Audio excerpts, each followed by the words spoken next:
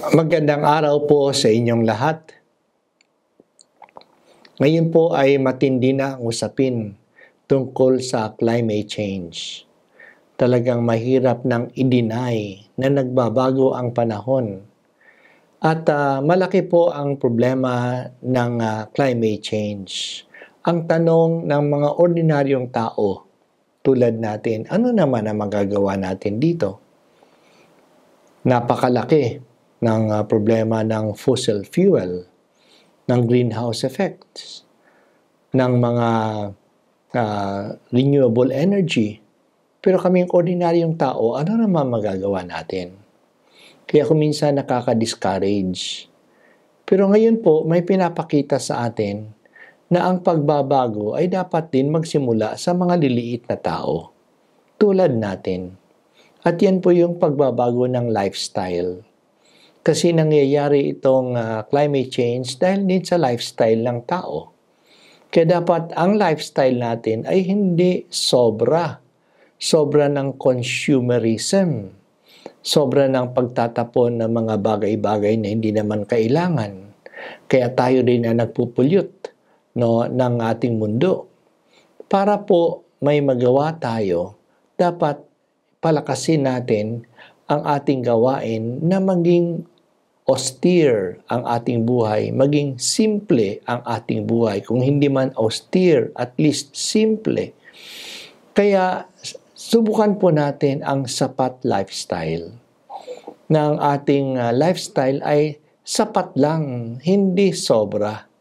At yan po'y maliliit na mga bagay na pwede natin gawin. Tulad ng paggamit ng kuryente, paggamit ng tubig, ang ating sapat na pagkain, ang ating pagbibili ng mga local products na hindi na kailangan mag-import pa sa mga maliliit na mga bagay na kung gagawin natin ay magkakaroon ng impact din. Kaya kahit na mag-isa tayo, simulan po natin itong tinatawag na sapat lifestyle. Maging simple ang buhay natin. Hindi maging maluho at sa ganinong paraan, hindi lang sa nakakatipid tayo ng ating pera, hindi lang sa nagiging mas healthy ang ating buhay, ay nakakatulong pa tayo sa pagbawas ng climate change. Kaya mga kapatid, subaybayan po ninyo itong episode na ito tungkol sa sapat lifestyle.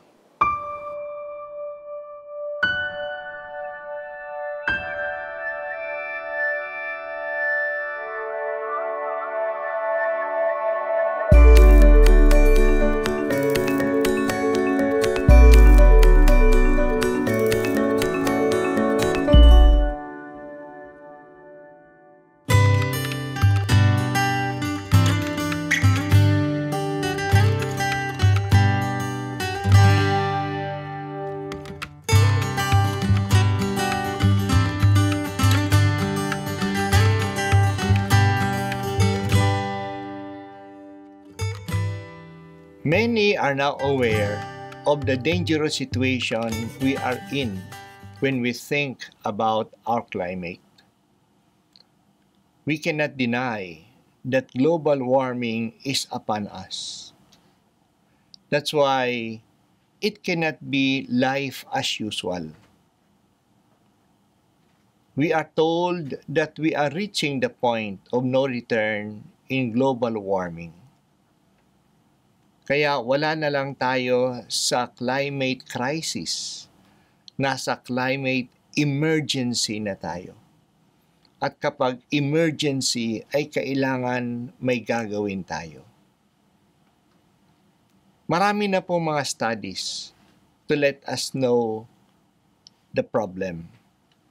At ayon sa maraming pag-aaral, a big part of the problem is human activity. Itong pagbabago ng klima is not just the natural course of things. Somehow, we human beings have something to do with it. We are causing it. And so, what can we do about it? Ang mga leaders ng big nations nations which are the main polluters of the earth will have to take drastic actions. Ganon din po ang mga owners and decision makers of big business, lalong-lalo na ang mga fossil fuel businesses. Kailangan magbago ang kanilang pananaw. Pero precisely here is our problem. Will they change? Will these big people, big countries, big businesses change? Iyan yung parang frustration natin as ordinary people. Kung wala silang gagawin, di ganito na lang tayo? Dire-diretso na lang tayo? No, sa point of no return? Kaya magandang isipin din, what about us ordinary citizens? Ordinary Christians? What can we do? Are we able to do something and something that will be significant, no, to change the course that we are in now? At times we feel so helpless in front of this emergency. But we cannot just afford to sit by with folded hands, doing nothing, habang ganito ang nangyayari sa atin. Yes, individually, we cannot do much. But we can still do something, especially if we do it together. At ito rin po ang message sa atin ng panahon ng Kwaresma. We are not helpless in front of evil, how great they may be. We can do something. Kaya ngayon panahon ng Kwaresma, hinihingi sa atin lahat, do your own contribution, your prayers, your acts of charity, your penances. This can help change the course of our fight against evil. And Jesus gives us hope. We can do something as Jesus did. Mag-isa lang siya. And He wants us to join in His offering, in His effort to bring this salvation to the world. We have arrived at this climate crisis because of attitudes and paradigms that have been operative among us for quite some time. May mga attitudes tayo, may mga pananaw tayo, may mga kaugalian tayo, may mga lifestyle tayo. Nagdala nito. That's why it is time to change them. Ano ba itong mga nagdala nito, mga attitudes na ito? Probably we share in the belief that there are unlimited material resources in the world. Kaya hindi tayo nagsisikap na magbago kasi kaya naman ang mundo yan. Marami namang resources, marami namang tubig, marami namang preskong hangin, marami namang pagkain. This is one of the belief that we have to change. And there's also the belief that the material resources in the world are to be consumed and utilized for us human beings. Ito po yung anthropocentric na pananaw. Lahat ng ito ay para sa tao. Kaya dapat gamitin ng tao, i-consume ng tao. Pero ngayon, nare-realize natin, hindi naman ang mga tao ang nasa mundo. Marami pang ibang mga beings na nandito, na ang mundo ay para din sa kanila. Ay saring pananaw, belief na dapat natin baguhin, that we have the technology now to utilize the resources. So we use them. May technology, may pamamaraan. Noon siguro hindi natin ma-utilize ang mga resources kasi wala tayong paraan paano gamitin ito. Ngayon may mga paraan na tayo. So dahil sa magagawa, gawin natin. Yan isang pananaw din na dapat natin baguhin. It's not because it can be done that it will be done. May ethical limits din tayo. And also yung pananaw that we are centered on our needs and wants. Sa atin, ngayon. Kaya hindi natin nakikita the rest of humankind. Hindi lang naman tayo ang tao sa mundo, marami pa rin. Alin na tayo ngayon? 8 billion na tayo at napakarami dito. Hindi natutugunan ang kanilang mga needs, hindi lang mga wants. At tinitingnan din dapat natin, hindi lang tayo nakasenter sa ating panahon ngayon. May susunod na panahon pa. May next generation. Ano bang matatanggap ng next generation? Ito po yung tinatawag nating consumeristic lifestyle. Lifestyle of consuming, of using, of exploiting. At ganoon din ang technocratic paradigm. That because technology can do, we do.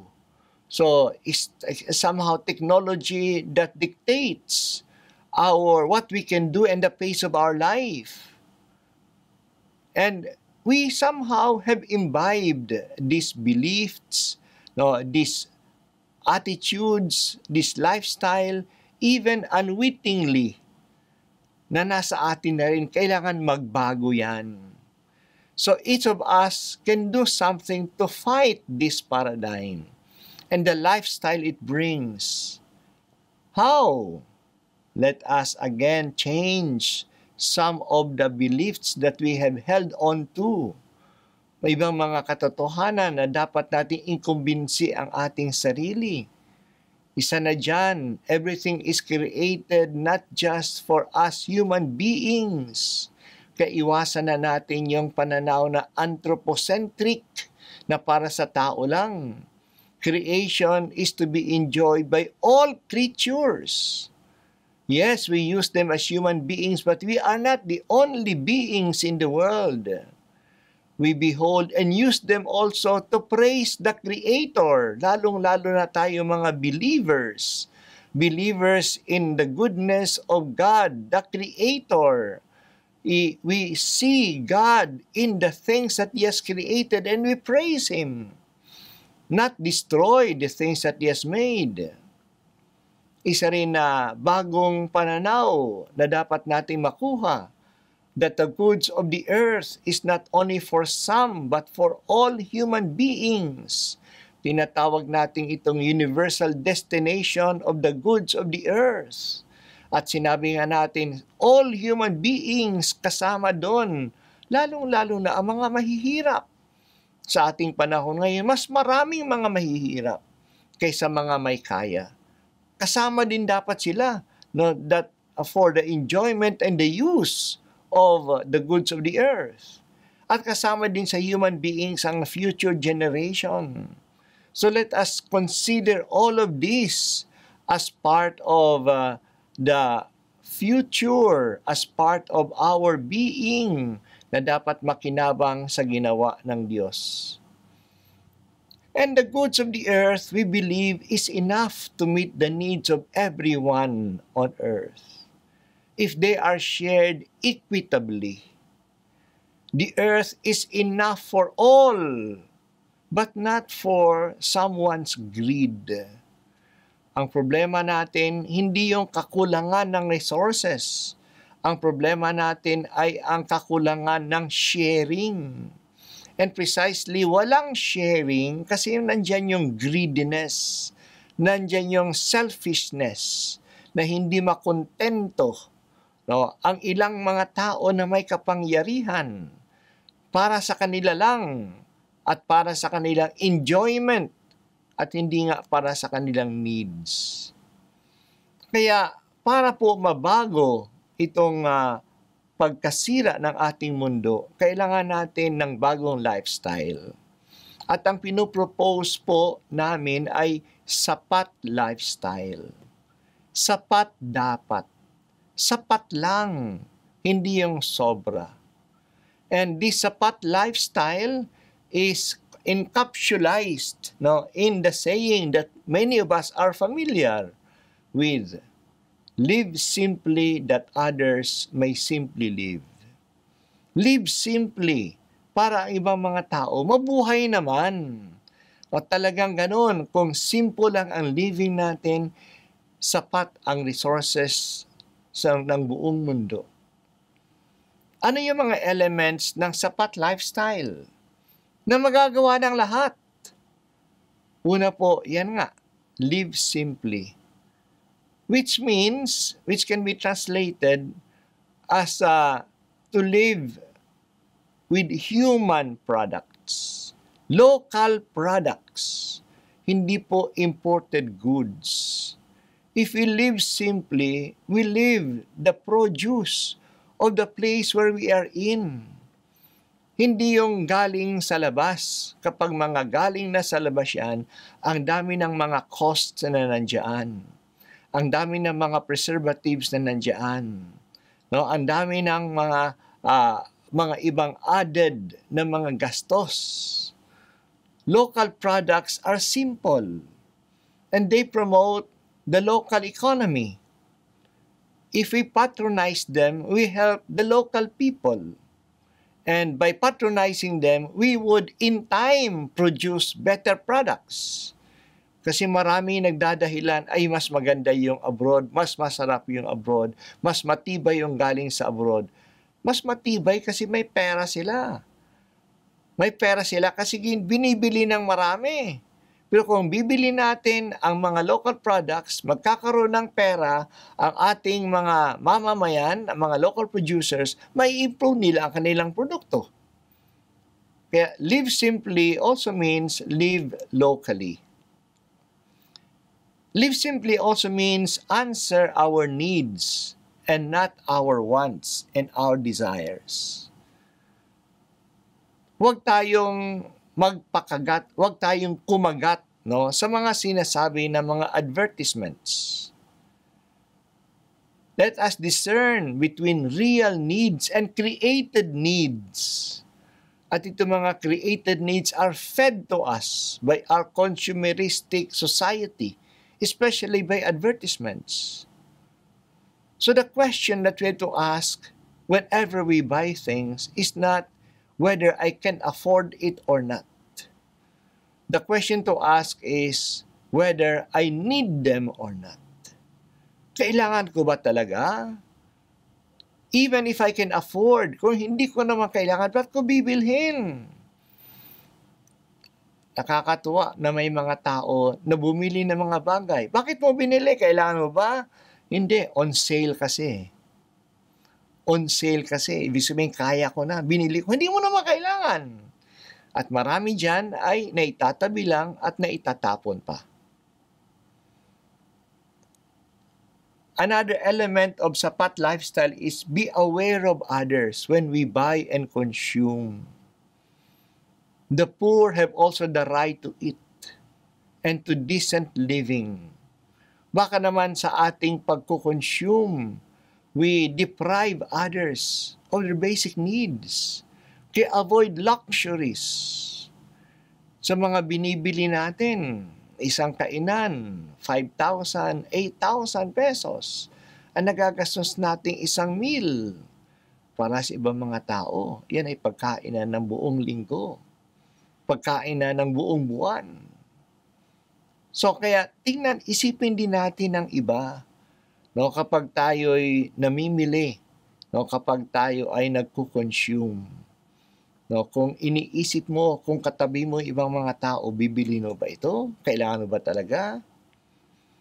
At dito rin, isang elemento rin, ika-4 na elemento ng sapat lifestyle. Bring back the value of thrift.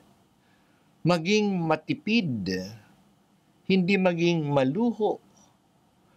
At ito po ay kailangan natin uli. Thrifty in the use of money, in the use of water, in the use of electricity, in the use of food, in the use of clothing. Sa lahat ng mga bagay, be thrifty. Maging matipid tayo. Hindi lang dahil sa wala tayong pera, kundi kailangan yan ng ibang tao rin. And avoid waste. By being thrifty, we avoid waste. Ayon sa pag-aaral, almost a third of the food produced are wasted. And yet, so many are hungry. Makikita po natin yan sa mga restaurants. No, ang dami mga pagkain na itinatapon na lang. Kaya may mga taong nabubuhay sa pagpag. Yung kinukolekta nila sa mga basura at linuluto uli. Kasi maraming mga taong tinatapon na lang yan. Kaya ang dami mga pagkain itinatapon. Kaya may mga tao ngayon nahihiyang ubusin ang pagkain. Magtitira pa yan. Kasi nakakaya naman na ubusin. Hindi po. Avoid waste. And that, we talked about food, but it can also be about our clothing, about electricity, about water. So, by avoiding waste, we fight the throwaway way of living. Throw away. Kaya kapag bumibili tayo, mapapansin natin maraming mga pangbalot. No, may balot na yung binibili natin, babalutin pa, ilalagay pa sa plastic. Na pagkatapos itatapon na naman yung mga pambalot na ito. Mas nadadala tayo sa mga pambalot. At marami sa mga pambalot ay mga plastics. No, na kapag tinapon na hindi naman na mabubulok. Kaya kasama din dyan to fight away the throwaway way of living is to use recycled materials. We should be proud na ang mga ginagamit natin ay recycled. Recycled na papel, recycled na mga gamit, and we even reuse the materials that we have. So, iyan po, bahagi ng sapat lifestyle. Kung maaari pong lumakad, maglakad tayo. Rather than to take a tricycle, or to take an elevator, or to take a car. Bahagi din yan ng ating sapat lifestyle.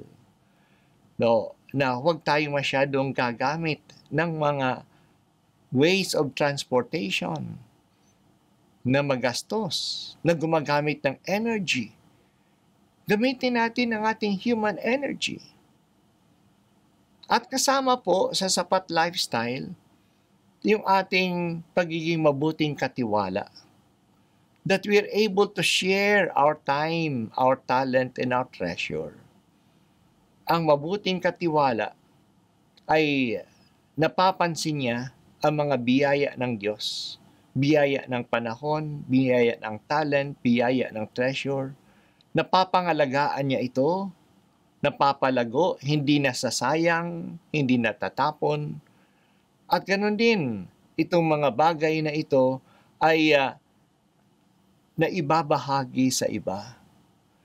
Because we have these things not only for us, we are just stewards of the goods that has been given to us, that we may share them also with others. And by sharing, we avoid wastes. And by sharing, we become more aware of others sa ating pagtutulungan. Kaya, yan po yung ating isang maaaring tugon sa problema ng mundo, ng climate change. Adopt a sapat lifestyle, which means a simple lifestyle. A lifestyle that considers the needs of others, not only our own. A lifestyle that is discerning what are the things that we need at hindi magpadala sa mga advertisements, sa mga luho na inaalok sa atin. Isang lifestyle na marunong mag-share. Ang pagbabago ay dapat magsimula sa akin. May magagawa ako. Hindi lang sapat na matakot dahil sa masisira na ang mundo. Magka-global warming na. Matakot o kaya manisi sa iba. Ito kasing mga mayayaman. Ito kasing mga government officials. Totoo, may pananagutan sila at mas malaking pananagutan nila. Kasi mas marami silang pagkakataon na sana makaambag sa kayusan ng mundo. Pero hindi naman tayo useless. May magagawa din tayo. At yan ay magagawa ko individually. Maliit lang ang nagagawa ko sa aking lifestyle. Pero kung yan ay ginagawa ko at sinishare ko sa iba, maaring ang lifestyle na ito, ang sapat na lifestyle, maka-influence din sa iba. Lalong-lalo na sa family, yung mga magulang. Makumbinsihin nyo ang inyong mga anak para lumaki sila. Hindi po sa isang lifestyle na maluho, lifestyle na throw away, ngunit isang lifestyle na matipid. At kung iyan po ay ginagawa ko, maaring maka-influence ako sa iba, at ang iba maka-influence sa iba, ay maaring magbago, no, ang takbo ng mundo. Dahil sa nagbabago ang mga tao. Kaya hindi lang po technology ang magsasalba sa atin, ngunit ang ating attitudes. Kaya nga ang usapin ng klima ay hindi lang usapin ng technology, ay hindi lang usapin ng pera. Yan po'y usapin din ng pananaw. Yan po'y usapin din ng ating paninindigan bilang mga tao. So maganda po, at yan po ay nagagawa natin ngayon, panahon ng Kwaresma. Kasi yan nga, ang panahon ng Kwaresma ay nananawagan sa atin ng pagbabago ng ating sarili.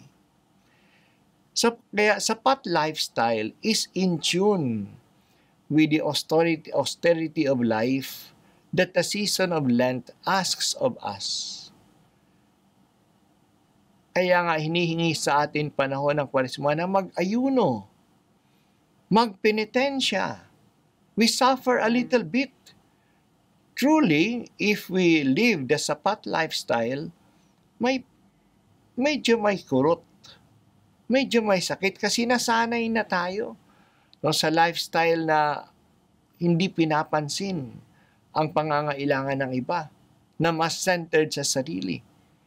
Kaya kung i-adapt natin to, magkakaroon ng medyo pagpigil sa sarili, a little bit of austerity. Pero iyan naman ang panawagan ng Lent. Kaya maganda po magsimula tayo dito. And sapat lifestyle is a good response to the climate emergency we face. It is something that everybody can do. We are not helpless in front of this great problem. Each one of us can do something to help solve this problem. Also, sapat lifestyle is a good way of exercising charity.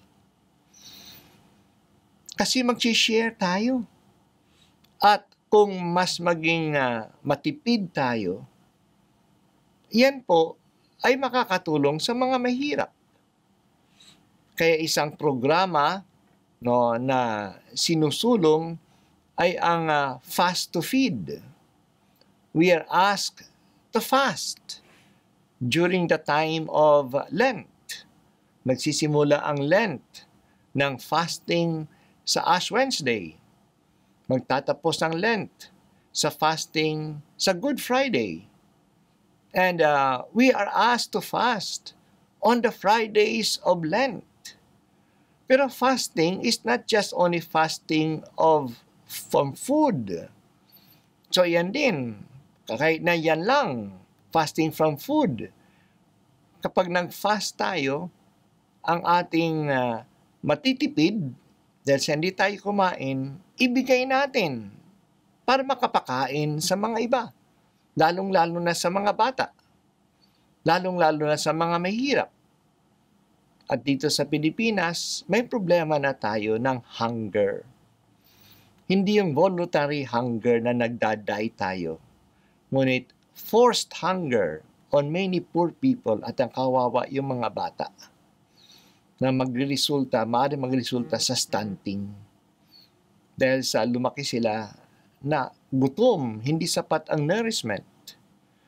Kaya it will really benefit others. Pero kasama din ng ating fasting sa panahon ng Lent ay fasting on so many other activities na hindi naman natin kailangan. Fasting sa paninigirilyo, sa pag-iinom, no, fasting sa mga paggamit ng Netflix, no, ng ating mga gadgets, no, so that we can pay more attention to the others.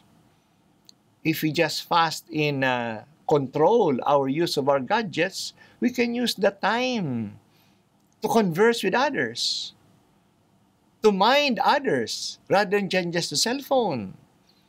We can even use the time to pray.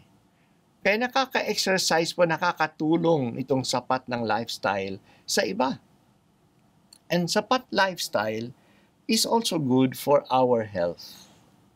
Sapat lifestyle is a healthy lifestyle. Kunyari, sapat sa mga pagkain, hindi yung sobra. Sapat dapat. Yung kailangan lang. Sapat sa pag-e-exercise. Kaya hindi lang nakaupo. Hindi lang sasakay sa mga sasakyan. Maglakad din.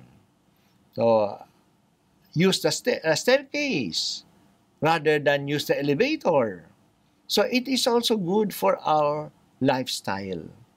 Kaya nakakatulong po itong sapat lifestyle, especially if we start that during this season of Lent. Kaya mga kapatid, malaki po ang problema ng ating climate.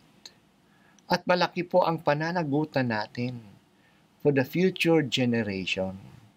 Sana hindi tayo sisihin ng future generation. Alam nyo naman palang may problema. Wala kayong ginawa. At hindi natin pwedeng idahilan. Ano naman magagawa namin? Simpleng citizens lang kami. No? Ang sisihin nyo, yung mga malalaking tao. Pero kung ganun lang ang ating magagawa, sisihan, walang mangyayari. Kung ayaw nilang may mangyari, ako gusto kong may mangyari. At makakasimula ako. At sa pagsisimula ko, maaaring ako maging isang mitsa sa mga tao sa paligid ko na ma-realize din itong mga bagay na ito. Lalong-lalo na if we give our testimony. No, bakit binabawasan yung kain ng karne? Kasi yung karne ay nagdadala ng pollution sa mundo. Kaya iniiwasan ko. Mas binibili ko na lang yung mga produkto ng aking mga farmers. No, para po makatulong din ako sa local economy. Kapag pag-usapan yung ganon, bakang iba yung mapag-isip din. At kakalat din ang ganyang pananaw. So, it's also part of changing paradigms. No, itong ating pagkakaroon ng sapat lifestyle. Kaya mga kapatid, we are not helpless in front of this great problem. Let us do our part. No, let us do our part. Kahit na hindi natin masolve ang problema sa maliliit na hakbang na ating ginagawa, at least maging malinaw ang ating konsyensya. Nagsikap ako. May ginawa ako. Hindi ako nagpabaya sa harap ng malaking problemang ito. Kaya nga, yan ang nanawagan ang ating Santo Papa sa kanyang mga talks, sa kanyang mga liham. It's also part of our spirituality. Na the spirituality of less is more. Na kuminsan mas maging maganda pa, mas maging maayos pa ang buhay natin if we buy less, if we consume less of what is offered to us. Probably we can have a fuller life kung iyan po ay mararanasan natin. Ako po ay galing sa Northern Palawan. Nandun po yung aming vikaryato sa Taytay. At madalas po ay umiikot ako sa mga chapels natin, nakikiisa sa mga tao, at nakikita ko po na talagang simple ang buhay ng mga tao. Alam niyo, mas madali sa amin magpa-meeting. Kasi mas madaling magpakain sa mga tao. Bigyan mo ng mas maraming kanin, tapos may mga langka lang dyan, o konting isda, sapat na sa mga tao, hindi naghahanap. Kapag matutulog, kung saan-saan na lang natutulog. Hindi masyado naghahanap ng magandang accommodation. In a way, mas madaling tumawag ng mga tao para mag-meeting. No? Para po sa mga ibang mga activities. At yung mga tao ay madala ding tawagin sa mga bayanihan na ang tawag po sa amin ay Dagyaw sa mga Visayan speaking o kaya Gulpimano sa mga Cuyonon speaking. No, nagbibigay ng panahon at dito sa mga bayanihan namin na paggagawa ng pader, paggagawa ng simbahan, paglilinis ng bakod, no, paglilinis ng mga kailangan para sa mga piyesta. Madali naman silang, kontento naman sila sa mga pakain, sa mga merienda, kahit na kamote, saging lang dyan, masaya nga sila, no, sa kamote at sa saging na ibinibigay sa kanila, no, sa konting isda na binibigay sa kanila, basta sapat lang yung kanin. Kaya nakikita natin it's building up communities dahil sa ganyang attitude. Kaya alam ko sa ibang mga lugar, lalong-lalo sa mga progressive na mga lugar, ang hirap ng magpatawag ng Gulpimano, no, ng bayanihan.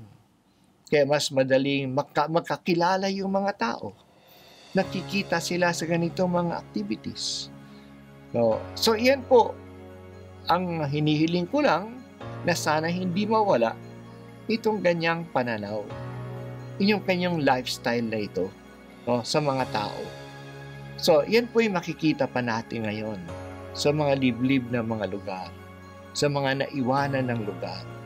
Naiwanan pero napanghawakan nila ang isang magandang pananaw tungkol po sa pagpipinitensya, tungkol sa pagtutulungan, tungkol sa isang buhay na matipid, isang buhay na simple lang.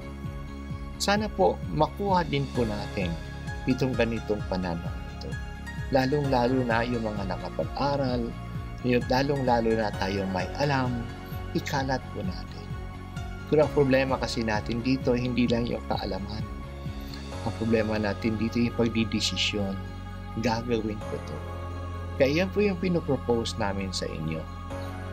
Sisimula pa lang tayo sa Kwaresma, no, na baguhin natin ang ating lifestyle at pinopropose natin sa ikabubuti rin ng ating mundo ay ang sapat lifestyle. Maraming salamat po sa inyong lahat.